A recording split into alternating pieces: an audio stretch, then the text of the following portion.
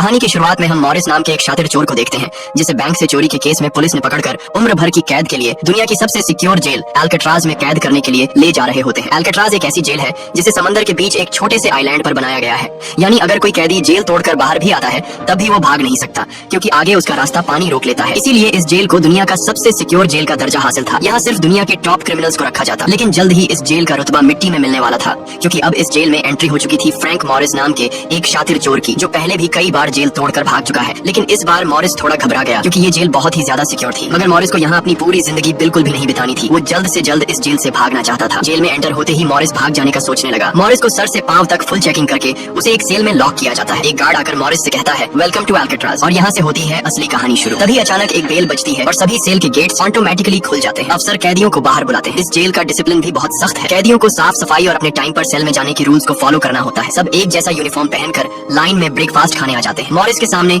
Litmus नाम का एक कैदी होता है। मॉरिस पूछता है कि मुझे तो कांटा ही नहीं मिला, अब मैं नूडल्स कैसे खाऊंगा। लिटमस उसे कहता है अबे ये तेरा घर नहीं है, जो तुझे मिला है उसे चुपचाप खा ले। तभी वुल्फ नाम का एक खतरनाक कैदी मॉरिस को चढ़ाने लग जाता है। वुल्फ से जेल में हर एक कैदी तंग था। वो यहाँ हर एक कैदी पर अपनी मनमानी चलाता था और उस पर बलात्कार के ढेर सारे केस भी हैं। इस जेल में एक से बढ़कर एक खतरनाक कैदी रखे जाते हैं। यहाँ लिटमस मॉरिस से थोड़ा खाना मांगता है और इस दौरान मॉरिस उसे अपनी प्लेट दे देता है। जब मॉरिस टेबल के नीचे से देखता है तो उसे पता चलता है कि लिटमस खुद खाना नहीं खा रहा बल्कि वो चूहे को दे रहा है। रात को एक गार्ड मॉरिस को वार्डन के पास लेके जाता है। जब मॉरिस वार्डन के ऑफिस में पहुंचता है तो वार्डन मॉरिस से कहता है कि मैं जानता हूँ कि तुम बहुत ही शार्प माइंड हो और बहुत इंटेलिजेंट भी हो, लेकिन वो सब यहाँ किस काम का, क्योंकि तुम्हारे जैसे यहाँ कितने आए और गए पर यहाँ से कोई बच नहीं पाया। यहाँ कैदी बहुत ही स्ट्रिक्ट रूल्स फॉलो करते हैं। 2 महीने में एक बार ही कोई तुमसे मिलने आ सकता है और वो भी तब अगर मेरा मूड अच्छा हो। वार्डन बहुत ही सख्त इंसान है जो जरा सी गलती पर भी कैदियों को बहुत ही स्ट्रिक्ट पनिशमेंट देता है। वार्डन कहता है यहाँ से भागने का सोचना भी मत, नहीं तो तुम्हारे टुकड़े टुकड़े कर दिए जाएंगे। जिस पर मॉरिस जवाब देता है नहीं सर, आपके होते हुए यहाँ से कौन भागने का सोच सकता है। लेकिन असल में पहले दिन से ही मॉरिस के दिमाग में यहाँ से भागने की प्लानिंग शुरू हो चुकी थी। इस दौरान मॉरिस मौका देखते ही वार्डन का नेल कटर चुरा लेता है, जो वैसे तो बहुत ही छोटी सी चीज थी, पर मॉरिस को पता था कि अल्काट्राज जैसे जेल में इस छोटे से नेल कटर से भी बहुत बड़ा काम लिया जा सकता है। मॉरिस वापस सेल में आते ही इस नेल कटर को बाइबल में छुपा देता है। अगले दिन बाथरूम में वुल्फ फिर मॉरिस को परेशान करने लगता है, पर इस बार मॉरिस उसे छोड़ने वाला नहीं था। अब मॉरिस अपना असली रूप दिखाता है और उसे पकड़कर उसकी खूब धुलाई करता है। वुल्फ को पीटने के बाद अब मॉरिस का पूरे जेल में एक अलग रुतबा बन गया। हर कोई मॉरिस से डरने लगा। इसके बाद मॉरिस को लाइब्रेरी में काम दिया जाता है। वहाँ इंग्लिश नाम के एक आदमी से उसकी मुलाकात हो जाती है। वो इस जेल का सीनियर कैदी है। इंग्लिश को भी 2 आदमियों के कत्ल की वजह से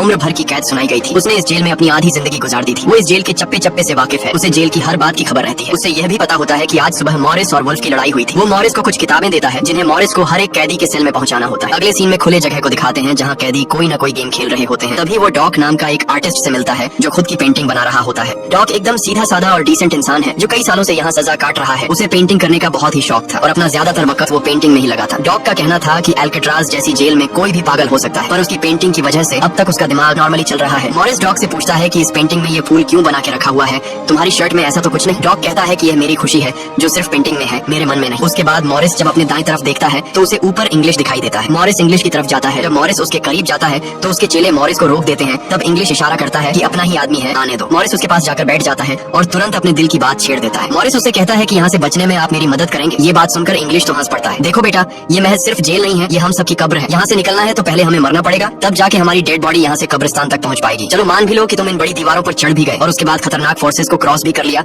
और किसी जादुई शक्ति से तुम यहाँ के सैकड़ों गार्ड से बचकर जेल से बाहर भी निकल जाओ, तब भी यहाँ से भाग नहीं पाओगे क्योंकि आगे तुम्हारा रास्ता समुंदर रोक लेगा। इसलिए टाइम बर्बाद मत करो और चुपचाप सजा काट लो, कम से कम जिंदा तो बचे रहोगे। लेकिन मॉरिस अपने इरादे का पक्का था। वो हर हाल में इस जेल से भागना चाहता था। उस रात एक अफसर मॉरिस को बताता है कि तुम्हें कल से कारपेंट्री का काम दिया गया है, 1 घंटे का 50 सेंट्स दिहाड़ी भी दी जाएगी। मॉरिस फौरन इस काम के लिए राजी हुआ क्योंकि उसे लगा कि वहाँ उसे कोई ऐसा औजार मिल सकता है जिससे उसके भागने में काम आ सकता है। अगले दिन मॉरिस लिटमस से यहाँ से बचने का रास्ता पूछता है। लिटमस कहता है अरे ये तो बहुत ही आसान है, हर सेल में एक एयर वेंट होता है, उसके जरिए तुम छत पर पहुंच सकते हो, वहाँ से शायद तुम बच पाओ। और मॉरिस की बातों पर मुस्कुराते हुए वहाँ से चला जाता है। तब डॉक मॉरिस को खबरदार कर देता है कि वुल्फ तुम्हारी तरफ आ रहा है। तभी वुल्फ मॉरिस पर चाकू से वार करने आता है। मॉरिस अपना कोट हाथ में लपेटकर उसके साथ लड़ने लग जाता है। इतने में एक गार्ड उसे रोकने आता है तो वुल्फ गार्ड पर भी चाकू से वार कर देता है। अब मामला बिगड़ जाता है और वॉच टावर का गार्ड शूट करने लगता है। तब जाकर मॉरिस और वुल्फ लड़ना बंद करते हैं। मॉरिस को पता नहीं था कि वॉच टावर पर भी एक गार्ड है। वो अब एक एक करके इस जेल की हर बात को नोटिस करने लग जाता है। मॉरिस और वुल्फ को गार्ड्स डी ब्लॉक में ले जाते हैं जहाँ रात भर कैदियों को अंधेरे में रखकर टॉर्चर किया जाता है। ये एक ऐसा सेल था जहाँ कोई भी कैदी नहीं जाना चाहता था। जाने से पहले वुल्फ मॉरिस को धमकाता है कि बेटा तेरी मौत तो मेरे हाथों होगी। उस रात मॉरिस को तरह तरह के टॉर्चर्स सहने पड़ जाते हैं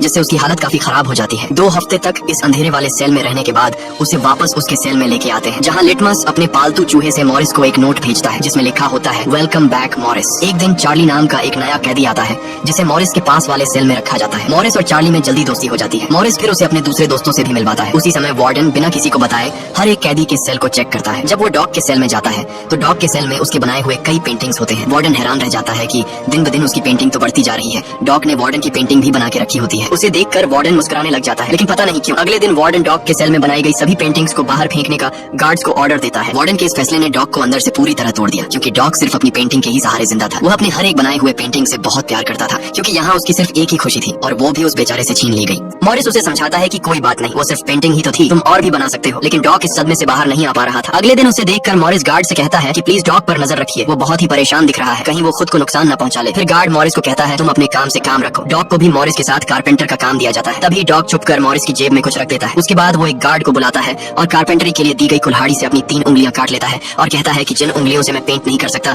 उनकी मुझे जरूरत नहीं है। यह कहकर वो चिल्लाने लग जाता है। तब गार्ड उसे पकड़ कर ले जाते हैं। मॉरिस देखता है कि डॉग ने उसकी कोट में वही फूल डाल दिया है जिससे उसने अपनी पेंटिंग बनाई थी। शायद वो मॉरिस को बताना चाहता है कि इन लोगों ने मेरी खुशी मुझसे छीन ली। मॉरिस डॉग की कटी हुई उंगलियां उठाकर एक डिब्बे में डालता है और गार्ड को देखकर कहता है कि जाओ अपने वार्डन को दे दो, वो इसे देखकर बहुत खुश होगा। अगले दिन मॉरिस अपने सेल में बैठा होता है। तभी वो देखता है कि एक कॉकरोच एयर वेंट के अंदर जा रहा है, जिससे उसे अंदाजा हो जाता है कि यहाँ से बाहर जाने का कोई रास्ता जरूर होगा। इतने में इंग्लिश आकर बताता है कि डॉग ने खुद की उंगलियां इसलिए काटी क्योंकि उसे पेंटिंग करने की परमिशन रद्द कर दी गई थी, इसीलिए उसने तंग होकर अपनी उंगलियां काट ली। यह जानकर मॉरिस को बहुत गुस्सा आता है। अगले दिन डाइनिंग हॉल में वार्डन मॉरिस से पूछता है कि तुम इस डॉग को इतना सपोर्ट क्यों कर रहे हो। वह कहता है ऐसा कुछ नहीं है। ये कहकर मॉरिस वापस टेबल पर जाकर बैठ जाता है। वहाँ उसकी मुलाकात 2 भाइयों जॉन और क्लैरेंस से होती है, पर मॉरिस उनसे ऐसे बात करता है जैसे वह उन्हें पहले से जानता हो। जॉन और क्लैरेंस दरअसल ये दोनों किसी और जेल में मॉरिस के गैंग में थे। जॉन को अब जेल से भागने का काम आसान लगने लगा, क्योंकि ये दोनों भाई मॉरिस की तरह शार्प माइंड थे और अब ये तीनों जेल से भागने की प्लानिंग करने लगे। दोपहर को चार्ली की गर्लफ्रेंड उससे मिलने आती है। दूसरी तरफ इंग्लिश की बेटी उससे मिलने आई होती है। इंग्लिश अपनी बेटी को देखते ही उसकी आंखों में आंसू आ जाते हैं, क्योंकि उसकी बेटी उसकी गैर मौजूदगी में काफी बड़ी हो चुकी थी और इंग्लिश को अपनी बेटी का बचपन न देख पाने का बहुत अफसोस था। दूसरी तरफ चार्ली को उसकी वाइफ बताती है कि तुम्हारी माँ बहुत बीमार है और डॉक्टर कहते हैं कि वह 1-2 महीनों से ज्यादा नहीं बच पाएंगी। ये बात सुनकर अब चार्ली भी अल्काट्राज से भागने का सोचने लगता है और इतने में गार्ड आकर कहता है कि बात करने का समय खत्म हो चुका है। अब चार्ली बहुत परेशान होता है। वह उस रात मॉरिस से कहता है कि अगर तुम यहाँ से भागने का प्लान बनाओ तो मुझे भी शामिल कर लेना। अगले दिन मॉरिस, चार्ली, जॉन और क्लैरेंस की मीटिंग होती है। तब मॉरिस उन्हें बताता है कि हर सेल का एयर वेंट ऊपर छत पर खुलता है और दूसरी बात ये कि ये जगह खारे पानी से भरे समुद्र के बीच है, जिसकी वजह से दीवारें कमजोर हो गई हैं। मेरे पास एक नेल कटर है और मैंने खुदाई पहले से शुरू भी कर दी है। अगर मैं थोड़ा थोड़ा करके खोदूं और एक छोटा सा टनल बनाकर छत पर पहुंच जाऊं तो इस जगह की जांच करने के बाद पता चल जाएगा कि यहाँ से कैसे भागा जा सकता है। जॉन पूछता है कि रात को अगर गार्ड्स को पता चल गया कि तुम अपने सेल में नहीं हो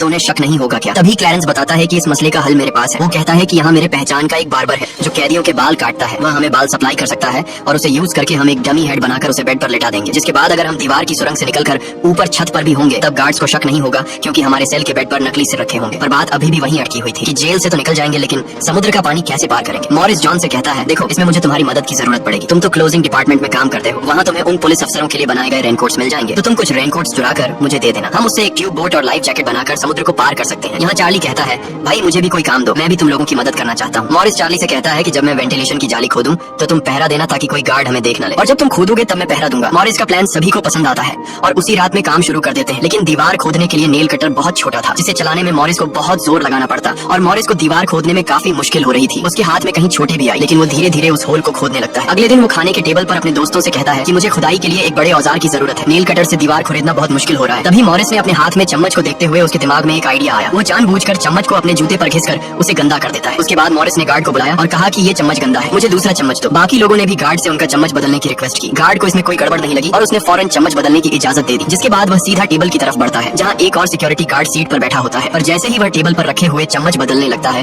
तो जॉन ने वहाँ मौजूद गार्ड को बातों में उलझा लिया, जिसका फायदा उठाते हुए मॉरिस ने एक के बजाय 2 चम्मच उठा लिए और एक को जेब में छुपा कर रख दिया। जिसके बाद वह सीधा अपने सेल में चला जाता है। रात को इंग्लिश उसे बुक देने आता है तो मॉरिस पूछता है कि क्या यहाँ पर वेल्डिंग करने वाला कोई इक्विपमेंट मिलेगा। इंग्लिश समझ जाता है कि मॉरिस के सिर पर अभी जेल से भाग निकलने का भूत सवार है। वह कहता है कि मैं तुम्हें पहले भी बता चुका हूँ कि तुम्हारी कोशिश बेकार हो जाएगी, क्योंकि तुम पकड़े जाओगे और शायद अपनी जान भी गंवा दोगे। इतने सालों में मुझे कभी भागने का ख्याल नहीं आया, क्योंकि मैं जानता हूँ ये इम्पॉसिबल है, लेकिन तुम जिद्दी हो तो मैं क्या कर सकता हूँ, करो कोशिश। लेकिन मॉरिस को उसकी वार्निंग का कोई फर्क नहीं पड़ता। वह अगले दिन लिटमस से माचिस मांगता है और कहता है कि अगर आप मेरी मदद करेंगे तो मैं आपके चूहे को अपने हिस्से का खाना हर रोज दूंगा। लिटमस खुश होकर ये डील मान जाता है, क्योंकि लिटमस को चूहा बहुत पसंद था। उसी रात लिटमस मॉरिस को अपने माचिस पास कराता है। मॉरिस नेल कटर के एक हैंडल को निकालता है, जिससे वह एक छोटा सा बेलचा बनाने जा रहा होता है। फिर वह चम्मच को तोड़कर नेल कटर की हैंडल से जोड़ लेता है। फिर माचिस चलाकर दोनों को अच्छी तरह से वेल्ड करके एक नुकीला औजार तैयार कर लेता है। बस फिर क्या था, वो वेंट के चारों ओर खुदाई शुरू करता है। चार्ली पहरा देता है। अगर कोई गार्ड उस तरफ आया तो वह तुरंत सीटी मारकर मॉरिस को सिग्नल देगा, पर पहरा देते देते चार्ली की आंख लग जाती है और तभी वहाँ पर एक गार्ड आता है। पर खुशकिस्मती से वक्त पर इंग्लिश ने बीच में आकर उस गार्ड का ध्यान भटकाया और दूसरी तरफ इंग्लिश की बातचीत सुनते हुए चार्ली की भी आंख खुल गई, लेकिन टेंशन में वह सीटी भी नहीं मार पाता। जिसके बाद वह कोई चीज गिरा देता है तो मॉरिस उसका इशारा समझकर वेंट को कवर करके बेड पर लेट जाता है। गार्ड पूछता है कि यहाँ कुछ जलने की स्मेल आ रही है। मॉरिस कहता है सर, आपके रहते मजाल है कि कोई स्मोक करेगा, मुझे तो कोई बू नहीं आ रही है। उस गार्ड को भी ठंडक पहुंचती कि चलो कोई तो मेरी कदर करता है। उसके जाते ही मॉरिस वेंट के चारों ओर कंक्रीट निकाल देता है, लेकिन वो देखता है कि वेंटिलेशन जाली के साथ पेच भी घुसे गए हैं, जिसे काटने के लिए कोई शार्प औजार लगेगा। इस दौरान मॉरिस को जब भी बाहर जाने का मौका मिलता तब वह ग्रिल से निकली हुई सीमेंट को चुपचाप बाहर गिरा देता। अगले दिन कारपेंटर का काम करते हुए वह एक मेटल उठा लेता है जो चाकू की तरह शार्प है, लेकिन चार्ली उसे कहता है कि मेटल डिटेक्टर से बचकर तुम्हें इसे बाहर कैसे लेके जाओगे। मॉरिस बहुत ही कॉन्फिडेंस से कहता है कि वो सब मैं देख लूंगा। जब मॉरिस बाहर जाता है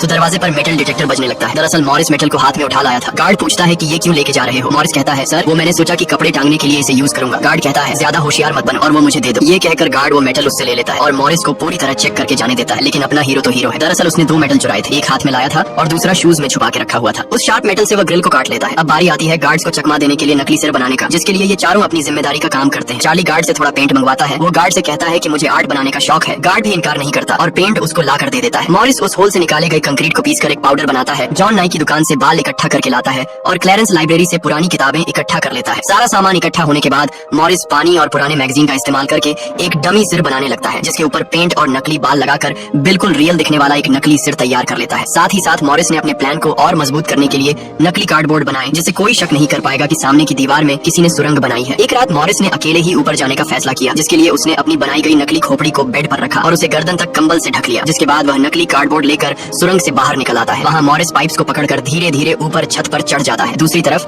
चार्ली बाहर पहरा दे रहा होता है। छत पर पहुंचने के बाद मॉरिस देखता है कि वहाँ ऊपर एक लोहे का ग्रिल है जिस तक वह कूद कर भी नहीं पहुंच पाता। इसी बीच एक गार्ड आता है और चार्ली से पूछता है कि इतनी देर रात तक तुम पेंट क्यों कर रहे हो और तुम्हारा दोस्त मॉरिस आज इतनी जल्दी क्यों सो गया। चार्ली कहता है कि जी सर, आज मॉरिस कारपेंटरी का काम करते हुए थक गया था, इसलिए वह जल्दी सो गया। तभी अचानक गार्ड के हाथ से उसकी लाठी नीचे गिर जाती है। उसे उठाते हुए वो देखता है कि मॉरिस के बाल बहुत अजीब दिख रहे हैं। अब चार्ली डर के मारे कांपने लगता है कि आज तो काम से गए। गार्ड मॉरिस के सेल के अंदर हाथ घुसाकर उसके बाल टच करता है तो मॉरिस पूछता है क्या हुआ सर, मेरे बाल इतने खूबसूरत हैं क्या। लकीली एंड वक्त पर मॉरिस नीचे आकर वहाँ लेट गया था। अगले दिन मॉरिस अपने साथियों को बताता है कि छत पर एक रास्ता है, लेकिन उसे एक ग्रिल से बांध के रखा हुआ है और वह ग्रिल बहुत ऊंचाई पर है। मुझे एक और साथी की मदद चाहिए। तब जॉन कहता है कि मैंने अपना वेंट पूरी तरह खोद दिया है, आज रात मैं भी वहाँ पहुँच जाऊंगा, दोनों मिलकर ग्रिल को खोलेंगे। उसी रात मॉरिस और जॉन अपने वेंट्स के जरिए छत पर पहुँच जाते हैं। जॉन मॉरिस को उठाता है और मॉरिस ग्रिल को पकड़ लेता है। जॉन देखता है कि यह लोहे का ग्रिल बहुत ही मजबूत है और उसे पूरी तरह से वेल्ड किया गया है। उसे निकालने का एक ही रास्ता है और वह है इसे ड्रिल मशीन से काटना। अगले दिन म्यूजिक क्लास में सभी अपनी अपनी मर्जी का इंस्ट्रूमेंट बजा रहे होते हैं। तभी मॉरिस की नजर वहाँ रखे एक छोटे से पंखे पर पड़ती है, जिसे देखकर मॉरिस को लगता है कि वह इस पर काम करके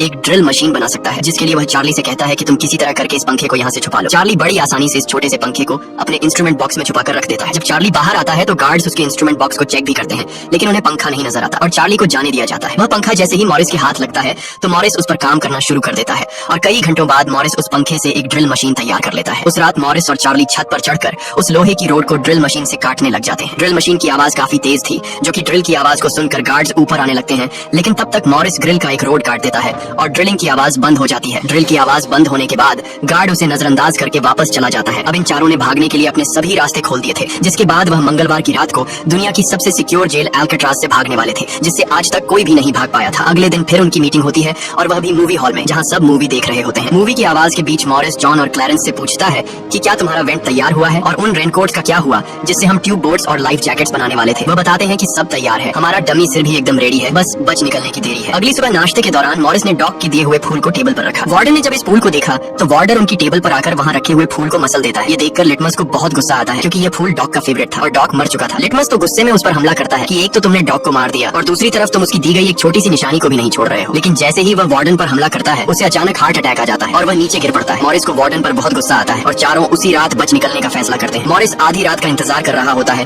ताकि गार्ड्स का पहरा जरा कमजोर हो जाए तो हम आसानी से बच निकल पाएंगे। तभी मॉरिस के सेल में इंग्लिश उसे कुछ बुक्स देता है तो मॉरिस कहता है कि आखिरी बार तुमसे हाथ मिलाना चाहता हूँ। इंग्लिश समझ जाता है कि मॉरिस ने यहाँ से बचने का पक्का प्लान बना लिया है। वह चुपचाप यहाँ से चला जाता है, लेकिन फिर जो होता है वह मॉरिस ने बिल्कुल भी नहीं सोचा था। वार्डन अचानक उसके सेल को चेक करने आता है, जैसे वार्डन को किसी ने उसके प्लान के बारे में बता दिया हो। मॉरिस बहुत ज्यादा घबरा जाता है, क्योंकि इतने महीनों की मेहनत के बाद उसकी मेहनत पर पानी फिरने वाला था। वार्डन ने मॉरिस के सेल के हर एक कोने को चेक करने का हुक्म दिया। गार्ड मॉरिस के सेल की हर एक चीज को चेक करता है, लेकिन मॉरिस कोई आम कैदी नहीं था कि उसने कोई छोटा मोटा प्लान बनाया था, बल्कि उसने एकदम साफ और परफेक्ट प्लान बनाया था, जिसे वार्डन तो क्या बल्कि वार्डन का दादा भी नहीं पकड़ सकता था। यहाँ तक कि गार्ड ने जब खास उस जगह से सूटकेस हटाया जहाँ मॉरिस ने सुरंग करके भागने का रास्ता बनाया था, तो वहाँ भी मॉरिस नहीं पकड़ा गया, क्योंकि उसने पहले से ही एक नकली कार्डबोर्ड बनाकर दीवार में बिल्कुल बारीकी से फिट कर लिया था। जब वहाँ कुछ नहीं मिलता तो वार्डन और गार्ड चले जाते हैं, लेकिन गार्ड बताता है कि मॉरिस और चार्ली रात भर बातें करते रहते हैं, मुझे तो दाल में कुछ काला लग रहा है। वार्डन कहता है ठीक है, कल तुम मॉरिस का सेल चेंज कर दो, जिससे वो दोनों न साथ रहेंगे और न ही बात कर पाएंगे। अगले दिन ब्रेकफास्ट के टाइम पर वुल्फ मॉरिस को फिर धमकाता है और मॉरिस से कहता है कि आज रात तुम्हारी आखिरी रात होगी। मॉरिस अपने साथियों से कहता है कि यह गधा ठीक कह रहा है, आज रात यहाँ मेरी आखिरी रात ही होगी। लेकिन दोपहर को ही वुल्फ मॉरिस पर चाकू से वार करने जाता है, तभी इंग्लिश बीच में आकर वुल्फ को पकड़ लेता है। दरअसल इंग्लिश भी मॉरिस की मदद करना चाहता है, वह कामयाब हो या ना हो, लेकिन इंग्लिश मॉरिस के काम में मदद करना चाहता है। उस रात मॉरिस, जॉन, क्लैरेंस और चार्ली ने अपने अपने वेंट के रास्ते से निकलकर ऊपर छत पर मिलने का फैसला किया। यहाँ तो चार्ली अपने साथियों के साथ भागने के लिए राजी हो जाता है, लेकिन फिर जैसे ही वह सेल में पहुंचता है तो उसे घबराहट होने लगती है। सेल में अकेला बैठकर उसने प्लान में शामिल न होने का फैसला किया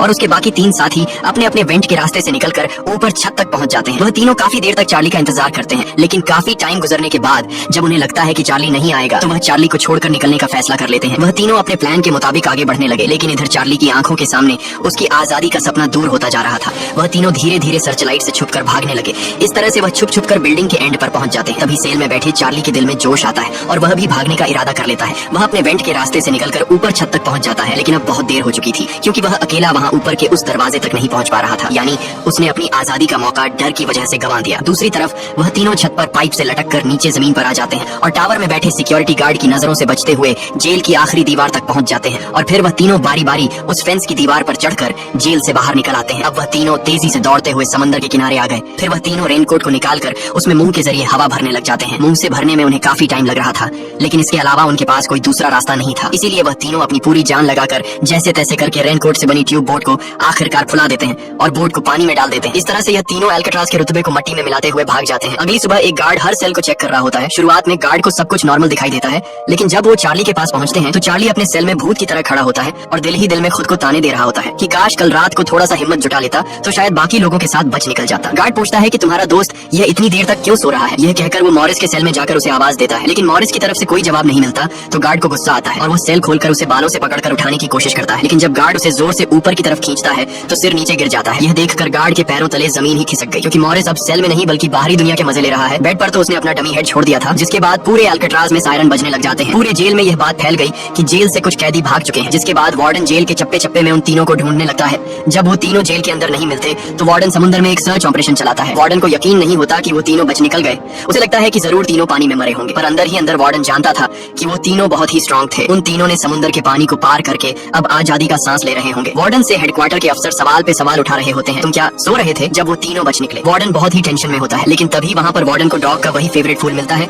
इसका मतलब ये था कि मॉरिस वार्डन से डॉग का बदला भी लेना चाहता था। तब सर्च टीम का हेड आकर बताता है कि सर, हर तरफ सर्च हो चुका है, लेकिन उनकी बॉडीज नहीं मिली। अब वार्डन अपनी नौकरी और खुद की इमेज बचाने के लिए उसे कहता है कि जैसा मैं कहता हूँ वैसे रिपोर्ट लिखो कि उन तीनों ने बचने की कोशिश की, लेकिन वो तीनों पानी में डूबकर मर गए। लेकिन वार्डन की इस बात पर किसी को भी भरोसा नहीं हुआ, जिसके बाद मॉरिस अल्काट्राज जेल तोड़ने से पूरी दुनिया में जीनियस के नाम से मशहूर हुआ। इस घटना के 1 साल के बाद अल्काट्राज जेल को बंद कर दिया गया, क्योंकि अब इसकी कोई गारंटी नहीं थी कि यहाँ से कोई बच नहीं सकता। इस तरह से सच्ची कहानी पर बनाई गई ये फिल्म खत्म हो जाती है। अगर वीडियो आपको अच्छी लगी हो तो हमारे चैनल को सब्सक्राइब